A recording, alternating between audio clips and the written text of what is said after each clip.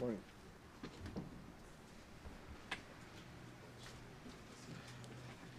As you are aware and can see, His Excellency, the Ambassador of the United States of America, has once again visited this organization to, first of all, reaffirm the commitment of the government of the United States of America to Kenya in the fight against corruption.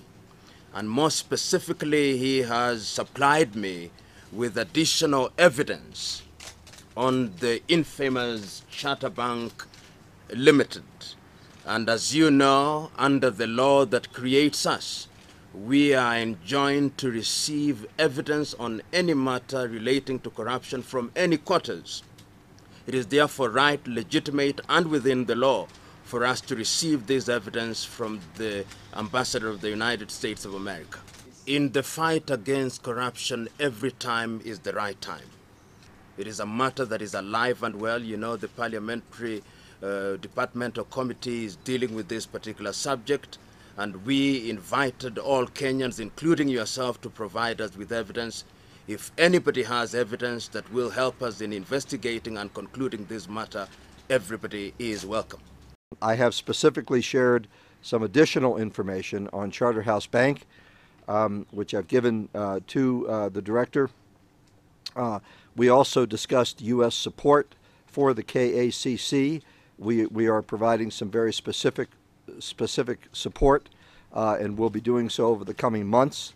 I've pledged our continuing cooperation, and we've generally reviewed the state of play with respect to corruption. We think this is a very important part of the overall effort to counter the culture of impunity, which of course is particularly important now that the Constitution has been passed.